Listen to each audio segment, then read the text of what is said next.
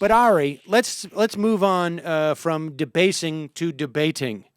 Tonight will be the tonight will be the final debate between President Obama and Mitt Romney, and it will ostensibly be all foreign policy. In fact, Bob Schieffer came out with a list, basically a list of everything he was going to ask, which I don't know. That seems to me a little bit like giving people the answers before a pop quiz, although most of this is predictable.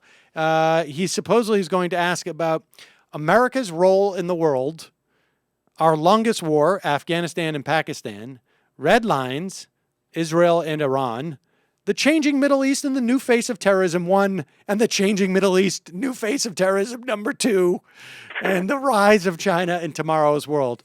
Sounds like a Council on Foreign Relations summit. Yes, I mean, I anticipate the debate's going to end up being all about Libya and how scary the Iranians are.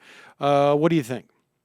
Yeah, I mean, I think the Obama campaign on some level is going to try to portray Mitt Romney as blustering and unsteady and in some ways too hawkish on foreign policy. But I also think that the Obama campaign is going, and the president is going to try to portray himself in some hawkish ways as well, with regards to Libya, with regards to Iran. I mean, this should be a slam dunk for the president. I mean, the first debate was bad, but if he can't win a debate on foreign policy with Mitt Romney, that's catastrophic, because the president has had a pretty strong foreign policy record. Now, it's not a progressive foreign policy record, but by the standards of commander-in-chief, has the president gotten Osama bin Laden? Yes.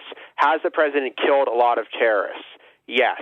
Has the president wound down the war in Iraq and got us on the path to winding down the war in Afghanistan? Yes. What has Romney done? I mean, Romney's only foreign policy experience was this disastrous trip abroad.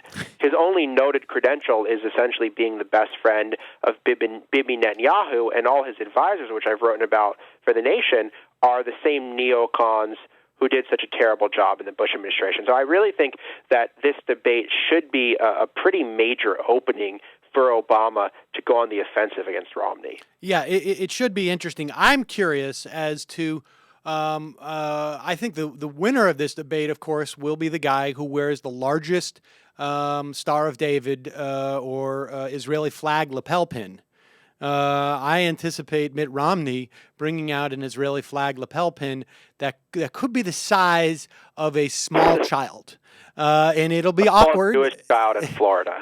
I mean, that's what I think it's going to be. It's going to be because to the extent that there is, I mean, it seems to me that to the extent that there's any sort of voters who have not decided their minds at this point, what you're going to see, there's really only, it seems to me, like 3 different issues that could come into play. And based on these questions, I don't even know if they all 3 will.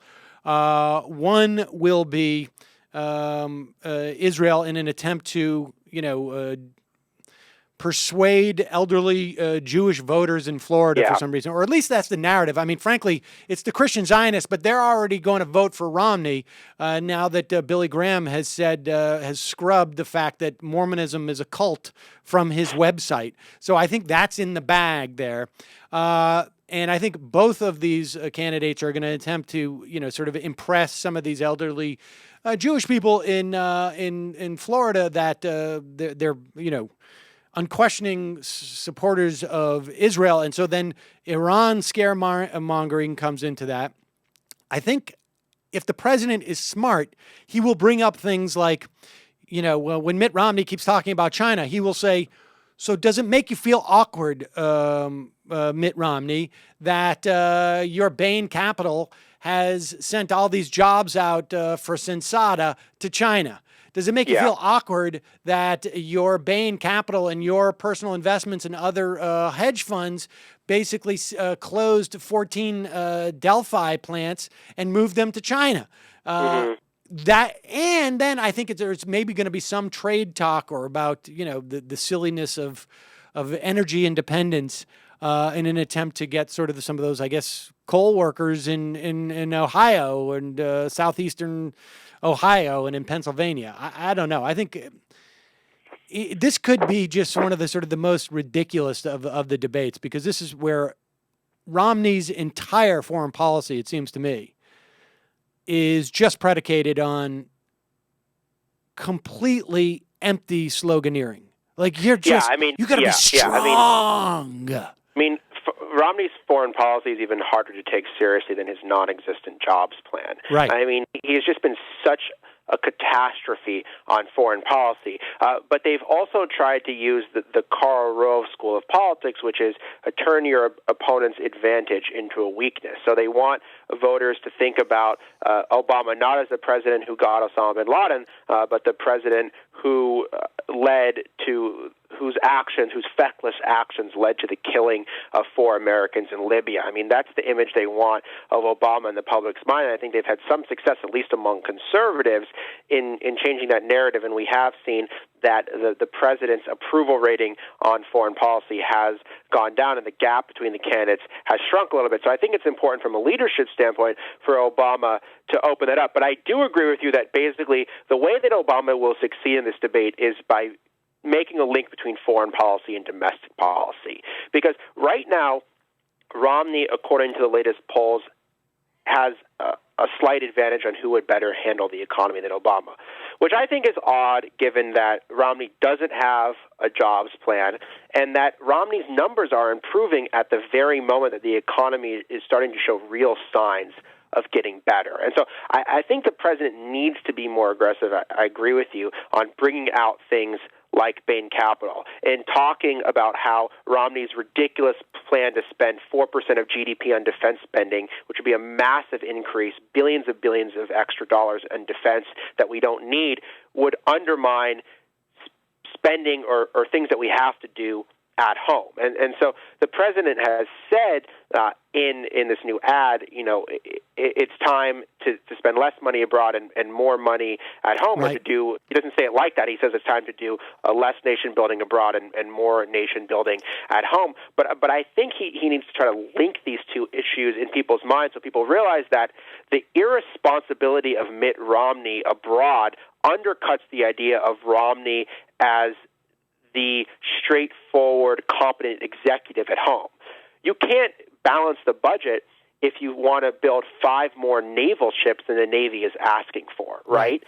You can't get people more jobs if you instead of spending money on education and infrastructure, you're going to spend that money on weapons that we don't need. And right. So $2 trillion added to the defense budget does not increase our security as much as making sure that our senior citizens are able to basically, pay for nursing care. That's the way I think he's got to do. He's always got to bring that parallel in there because he needs a couple more, shots at the domestic agenda. But the way the narrative is going too in this race right now is that if Obama has a bad debate, the press is basically going to write his obituary. Right. So just from a pure stylistic point of view, I think Obama needs to have a good debate simply to staunch a little bit more of this bleeding about Romney being the comeback kid. Yeah, I don't buy the. You heard what I said up front about the polling. I think the polling is I think there's a lot more. The signal to noise ratio is pretty low. I think in these polls, but we can offline. You and I can talk about where we will put that batting number. Maybe I'll go 51.5. Yeah, well, I certainly hope he's above 47%. That's about all I'm going to say right now. All right. Well, then I smell easy mark. More cash for Seder. Ari Berman, always a pleasure to speak to you.